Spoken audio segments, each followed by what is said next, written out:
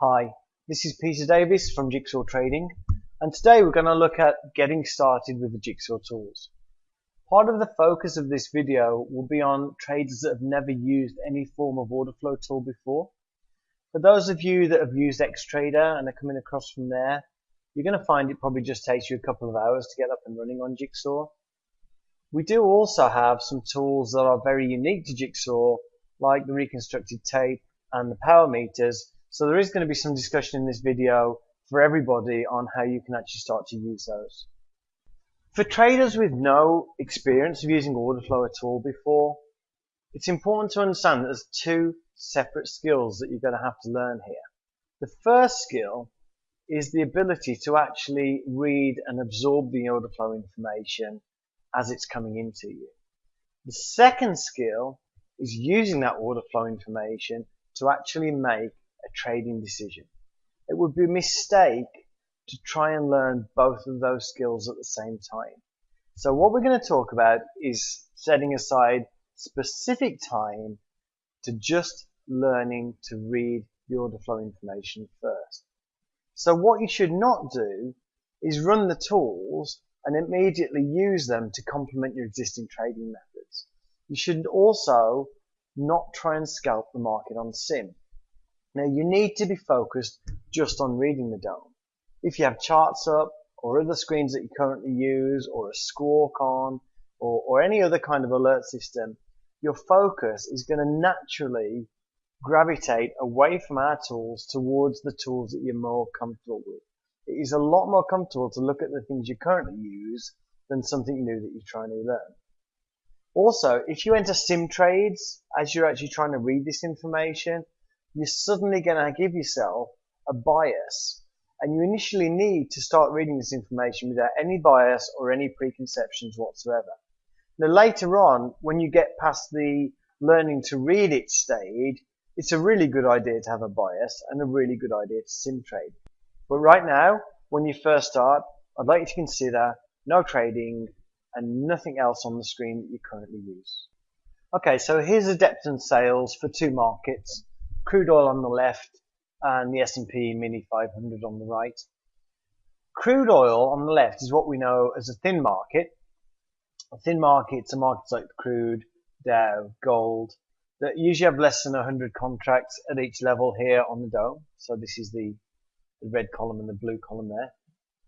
Thick markets like the ES, E-mini S&P 500 futures, Euro Stocks 50 on Eurex, the US Treasuries, they have hundreds or even thousands of contracts at each level on the dome.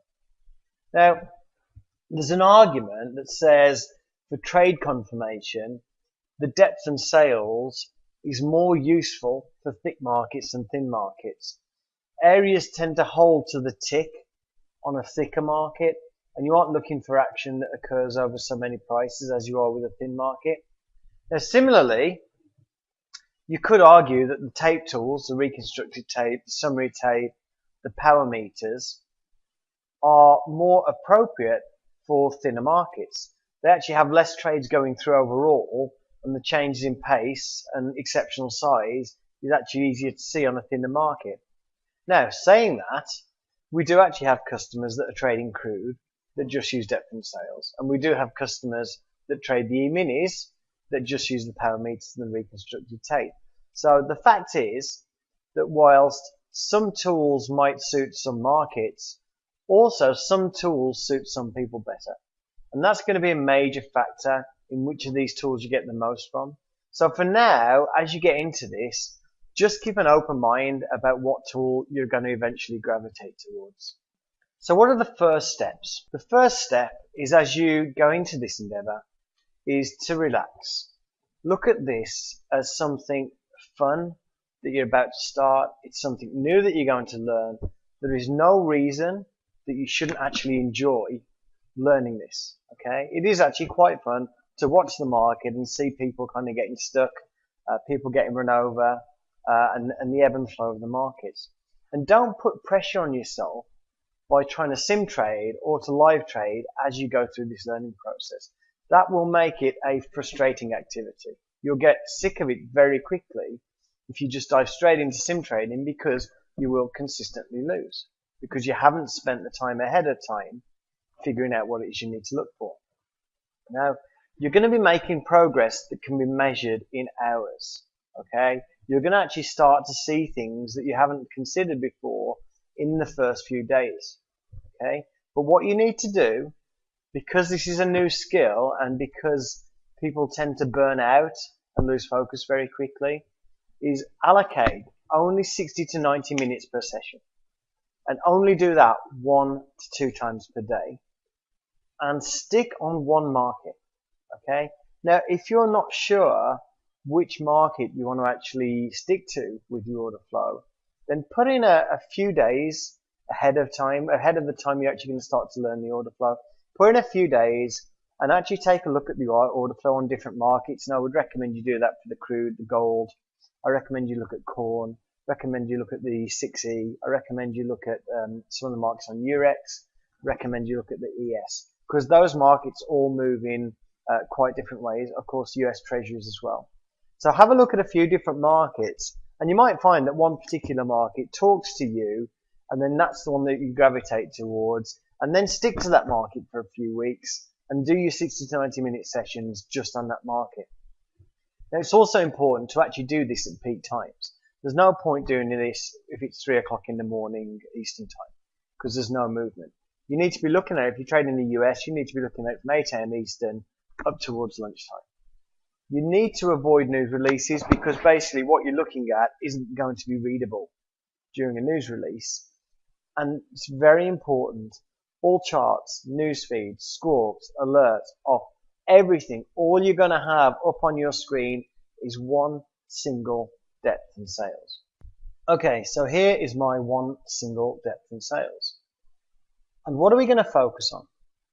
Okay, initially, I want you to focus on just one thing, and that would be the current trade columns in the center here.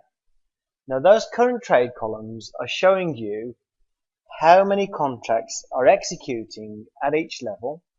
So the red text here, the 8, that's how many sell market orders have traded into the bid at 1789.25. The blue number is how many buy market orders have traded into the offer at 1789.50. And all you're going to do is focus initially on this column and nothing else. And the things I want you to pay attention to are the size of the contracts executing at each level, the difference in size between the trades hitting the bid, which is this here, and hitting the offer, which is this here. I want you to look at the changes in size over time.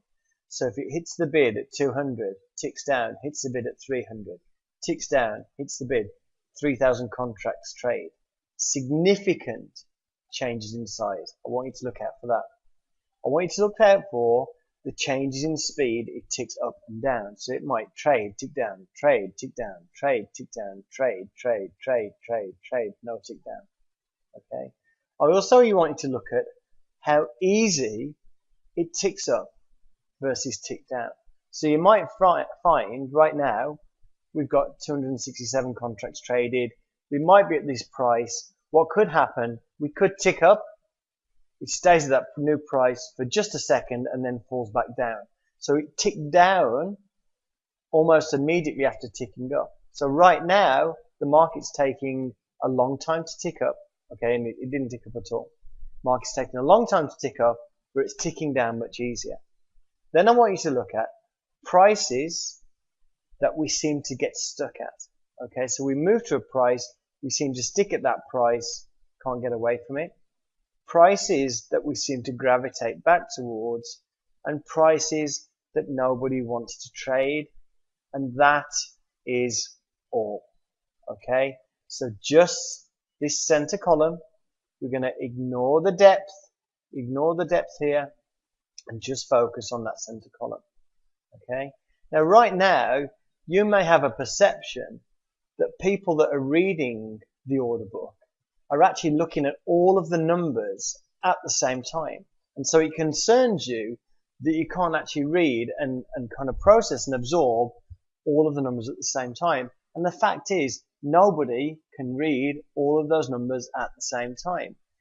the thing we're doing is we're focusing on specific information a lot of the time, but then what we do is occasionally we glance at other information. The most important thing about order flow is the actual orders that are flowing in, and that's what those center columns show you. Okay. Now obviously, as we get to a key level, we might look at the total number of orders that have traded into that key level previously. We might look at the volume profile over here for a trade location. But right from the start, all you're really interested in are these numbers. Now the other thing is, don't try and do mathematics in your head. Don't try and tally up the total number of trades either side as it moves. If the difference between the amount trading into the offer and the bid are not obvious, then it's not going to be important. Now, if you do what I've just said for about 5 or 6 times, 5 or 6 of these 60 to 90 minute sessions, you're going to see certain things occurring. You're going to see price coming to a level, trading a lot of contracts, but price gets stuck, and also traders getting stuck. And you're going to see that kind of thing. You will absolutely definitely see these things. Nobody does this and doesn't see those things if they focus on their current trades. Okay. Now, I don't want to say too much about what you're going to see because I want you to start this with an open mind. But what I will say is if you spend the 5 or 6 60 to 90 minute sessions, you can Skype me or you can go to the Jigsaw Skype group and you can have a chat with the other traders about what you're seeing, and you'll find you're actually having an intelligent conversation based on what you now have, which is a kind of a deeper appreciation of the order flow than if you've spent no time looking at this at all. Now, as this becomes easier, you can start to look at other information. So we have like a split profile here, which is showing this is all the volume that's hit into the bid, this is all the volume that's hit into the offer, and this is the total volume profile. I personally tend to focus more on the total volume profile than the split profile. Okay, so from my perspective, your secondary focus would be occasionally glancing at the volume profile to see where large volume is and to see where small volume is. So that would be your secondary focus. The third thing that you might want to focus on, very specifically, this would be used when you're about to enter the market, is the snapshot column here, which is basically telling me right now that contracts are being added to the bid and contracts are being subtracted from the offer. Now the offer is still bigger than the bid, but right now they're adding contracts to the bid and they're pulling contracts from the offer. If we get some more pulling here and we get some more stacking here, I would expect price to actually tick up. But really that's something, that snapshot column, okay, there is that tick up. So that snapshot column is really something you're going to use just to refine an entry. It's not something that you're going to be watching the market's ebb and flow. Okay. Now, the next thing we might want to focus on is the depth. Okay, the market depth. Now, this is obviously very famous for being spoofed. But what you're looking here is obvious outliers. So if the average depth is 1500, then somebody spoofing the market is not going to put up a bid of 1590.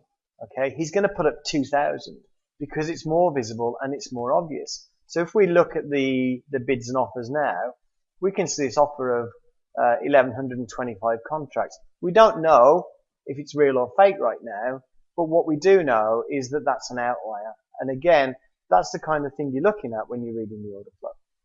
But again, the depth isn't something that we're going to be looking at every time. It's more a thing that we're going to be looking at after we've done some refining with the order execution here. Now, what you can also do after a while is you can start to put the key levels you've got from your analysis of the market into here.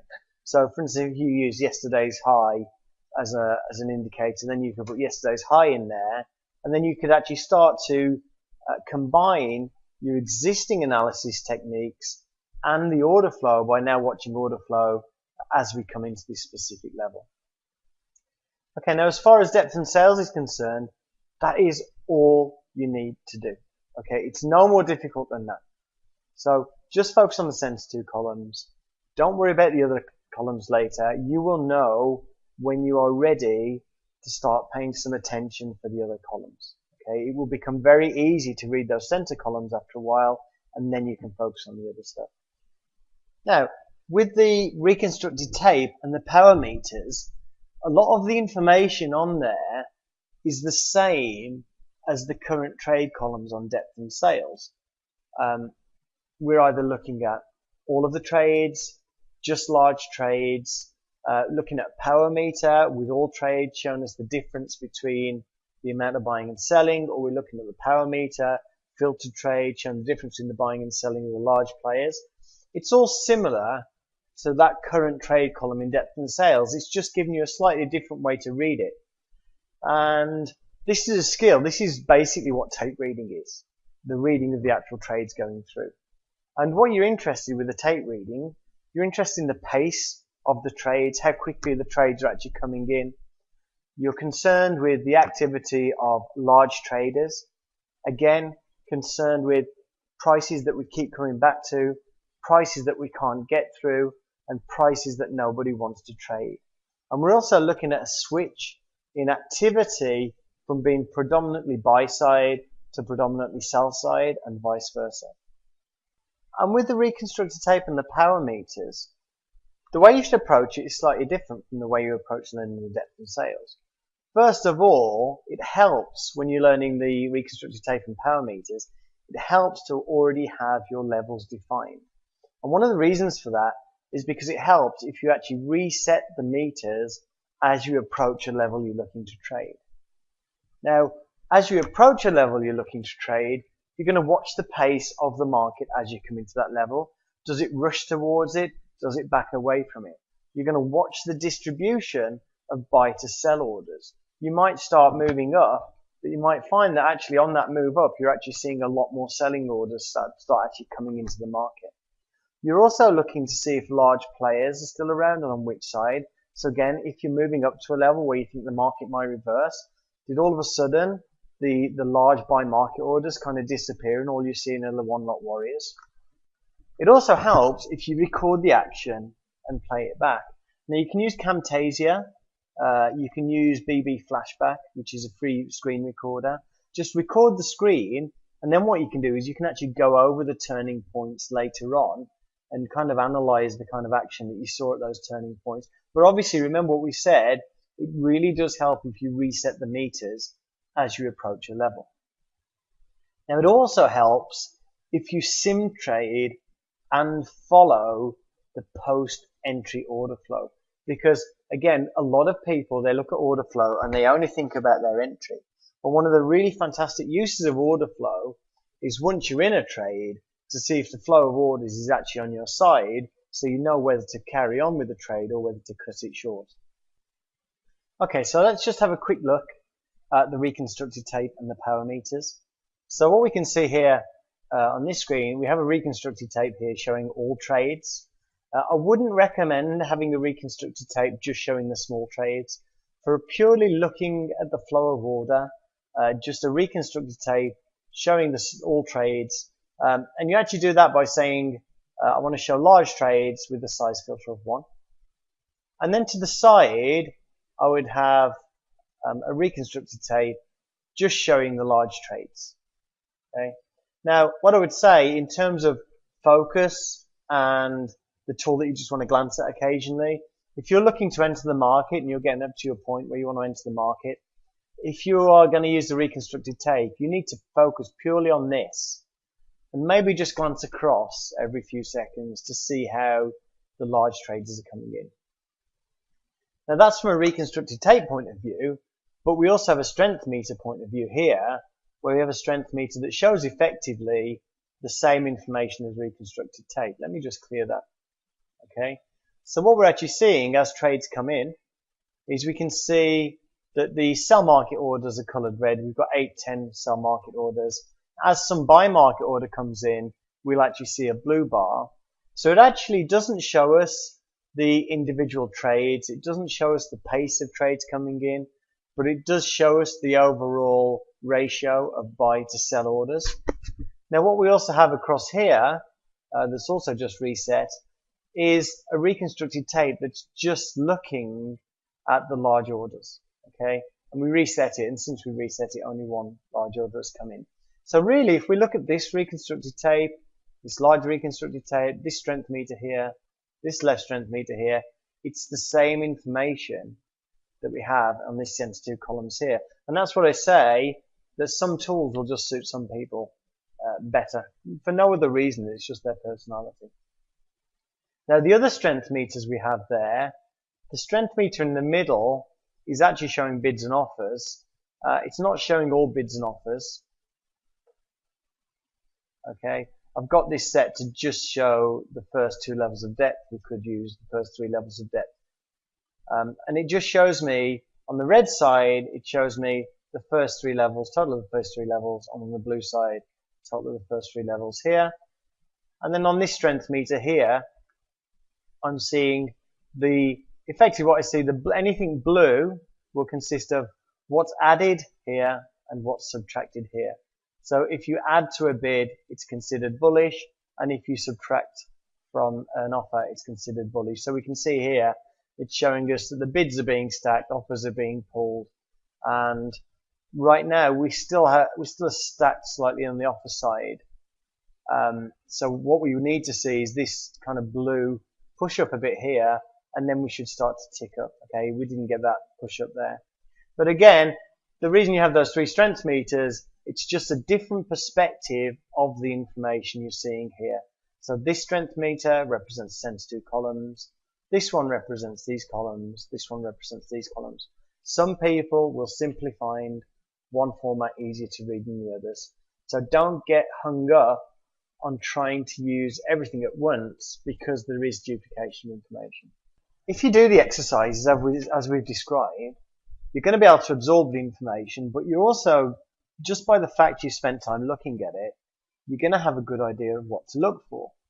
Okay, and you're going to have a good idea of which combination of tools to use, but not everything with order flow is intuitive. So we've got a number of resources that are going to help you get up and running. First, the Jigsaw blog, which is trade videos and webinars. Second, a particular blog post on there for the cut and reverse drill. There's links in there to a web page by a guy called Guy Bauer, who trains the traders at PropX Prop Shop. Some of the stuff they do is on thin markets as well, which is good for the guys that trade crude. But he actually talks through a lot of the drills that they do in PropX to get their prop traders up and running. We've also got a free order flow lessons page on the website. And also there's some Jigsaw customers that have got their own YouTube pages and are putting up their own videos using the tools. One of the most famous ones is a guy called Welly on Big Mike Trading Forum, and there's a thread there where he actually explains how he uses the strength meters and recon tape on the E-mini S&P 500 to confirm his price action trades. So with that, I will bid you good luck. If you do need to contact me, there's my contact details. You can also Skype me on Jigsaw Trading. And if you have any questions during the learning process, please feel free to send me an email or get in touch with me on Skype. Thanks.